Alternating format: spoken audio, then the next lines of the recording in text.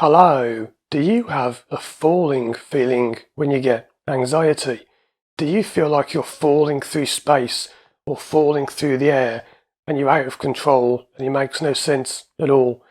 Well, in this video, I'm going to explain the 3 things that can cause this, how you can overcome it, and also why you can't always do it yourself through free videos, because people do ask, I've done one of your videos, why didn't it work? You'll understand more if you watch all of this video. So the first thing to get out of the way is that the falling sensation is just a symptom. So we're not even going to waste time talking about that.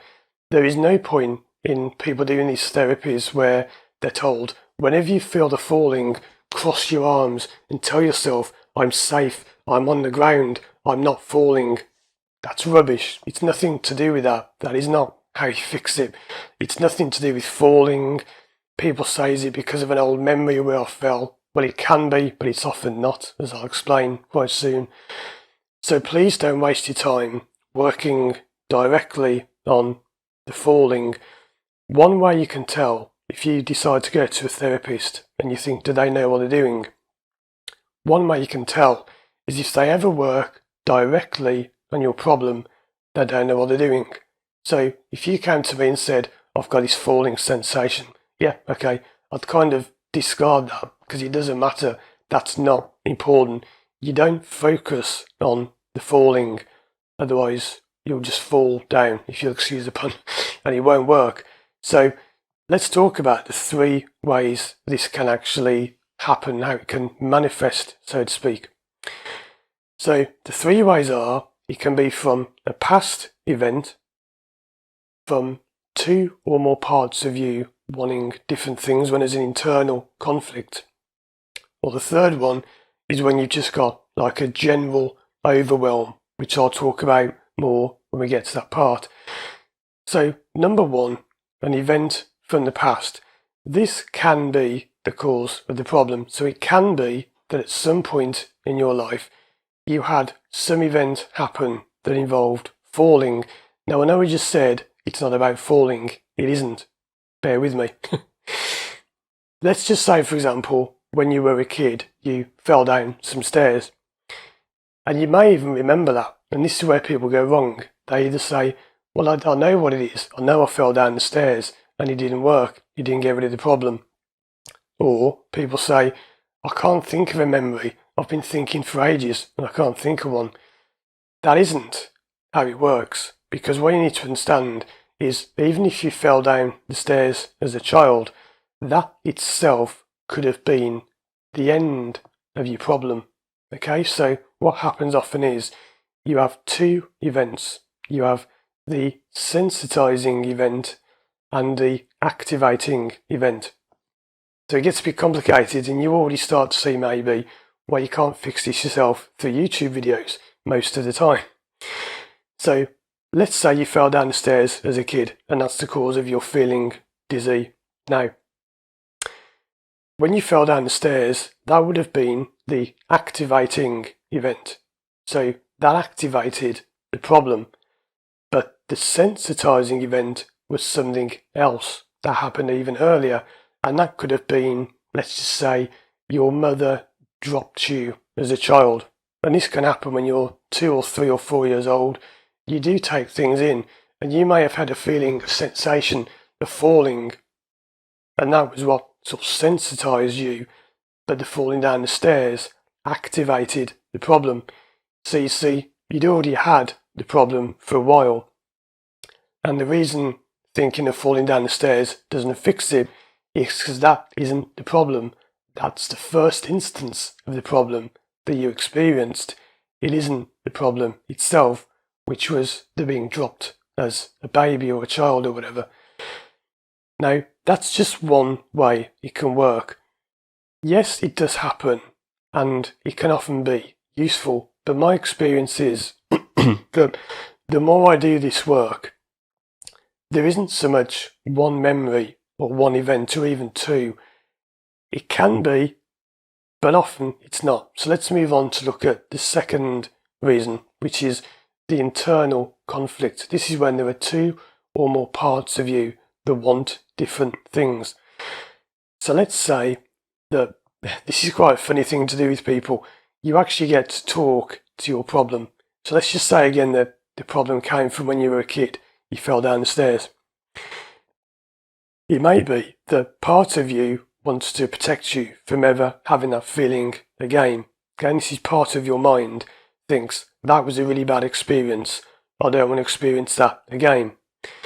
Another part of you, or more than one part, knows that that is rubbish. So you've got one part which is kind of hanging on to this old feeling of falling down the stairs, and it sees that as dangerous because it is. But when you go out driving, this part that sees danger thinks, hey, driving's dangerous, I'm going to latch onto that. And you now get the falling feeling from being on the stairs when you drive. It isn't quite that simple, and this goes very, very deep. It's not as simple as people think. You don't just think, oh yeah, so I found the part of me that wants to drive and the part that doesn't. You have to get them to talk to each other, but it's incredibly difficult, if not impossible, to do that on your own because you are too caught in the problem. So as a therapist, I act as a mediator. It's almost like I'm talking to you, but I'm also talking to different parts of you. And it's quite funny. Some people imagine parts of their mind sitting around a table having a meeting, and that is a very good way of fixing the problem. But you need to be thoroughly trained in that first. It's what we call parts therapy. But it's not as simple as you might think, and I've been studying it for, 4 years, over 4 years now.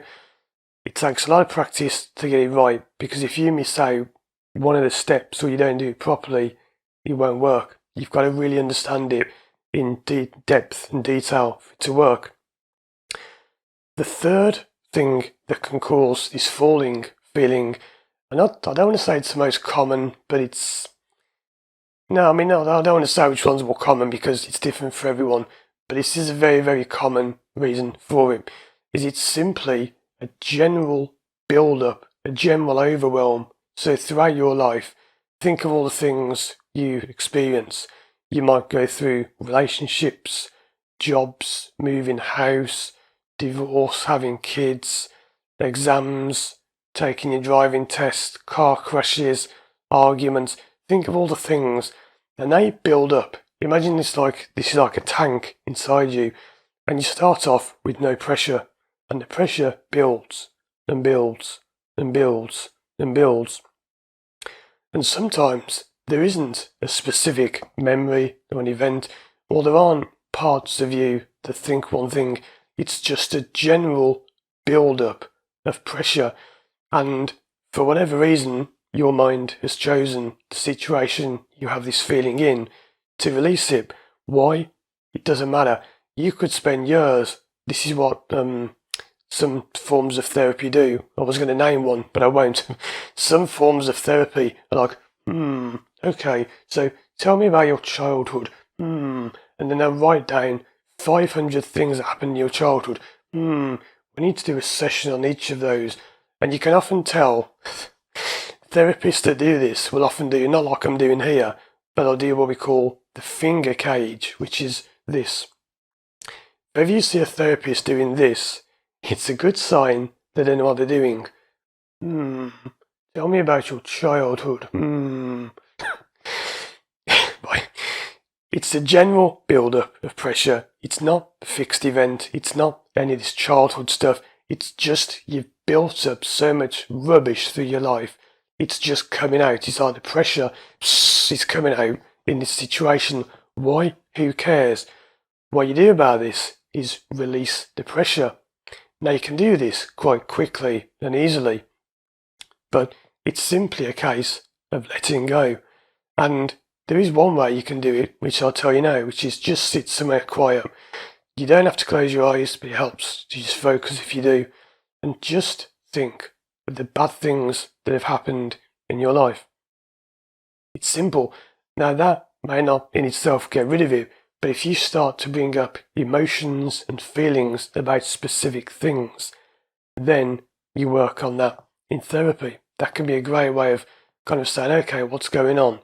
And you just think of all the things in your life that have happened, all the events, and if nothing comes up, fine. It's just that's a very basic way of doing it, but it can often work.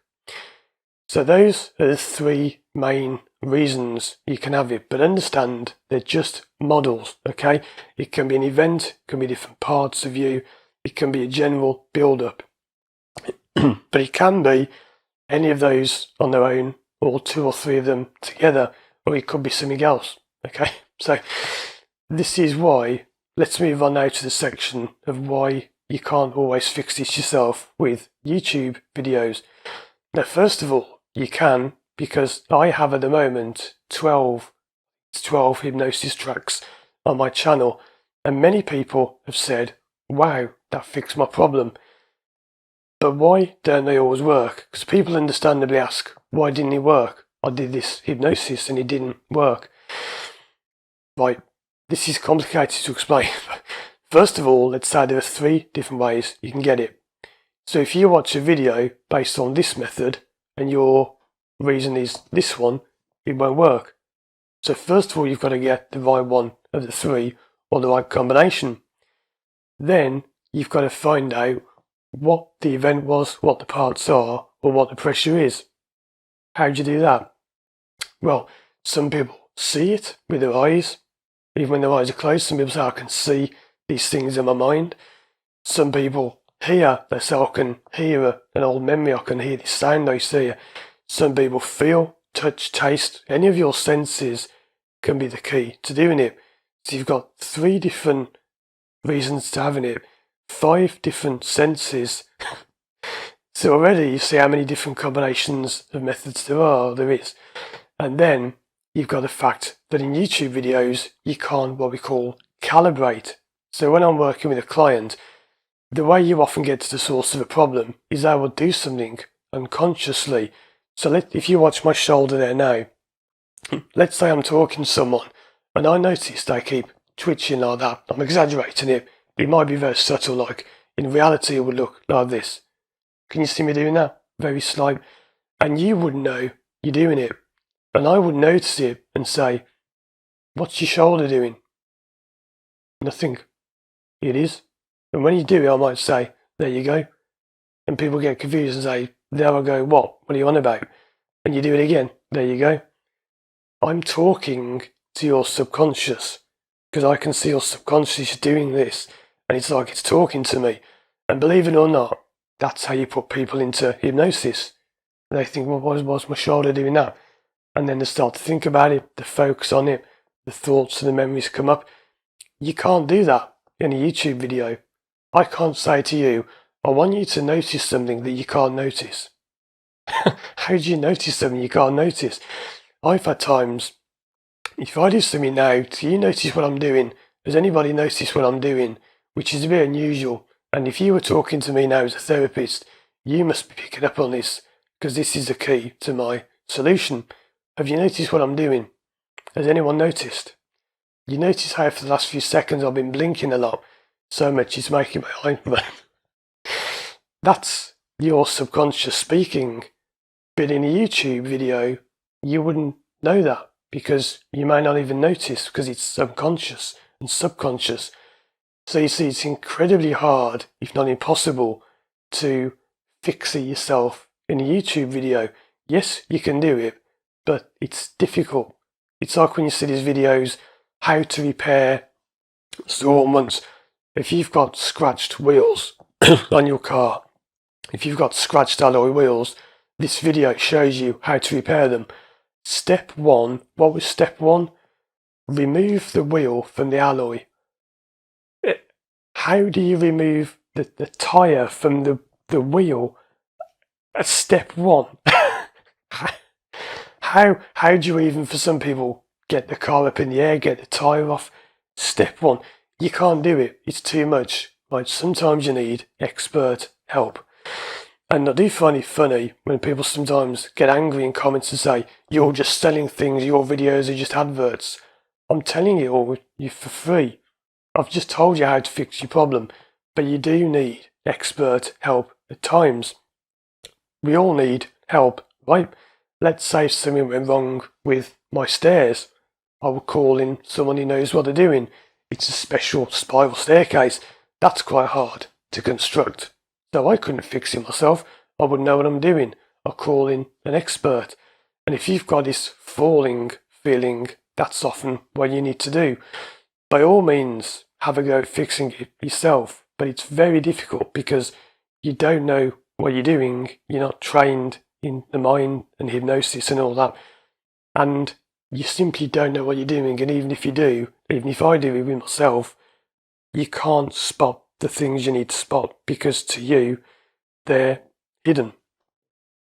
So that's a brief or fairly long, maybe, overview of what this falling sensation is.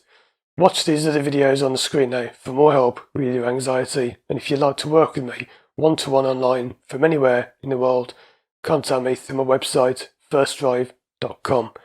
Thanks for watching, and as always, I'll see you again soon for more videos.